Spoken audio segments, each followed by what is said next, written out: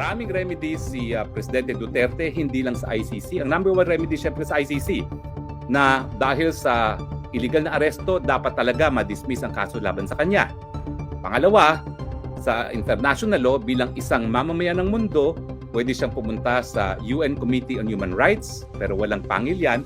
Ang merong pangil ay yung European Court of Human Rights dahil bagamat hindi siya European, siya ngayon ay nakadetene dito sa Europe. At pangatlo, yung Pilipinas can espouse or sponsor yung claim ng kanyang mamamayan na si dating Presidente Rodrigo Roa Duterte para nga sabihin na yung patuloy na pagkakakulong sa Netherlands ay isang paglabag mismo ng Netherlands sa karapatang pantao ni Presidente Duterte. No?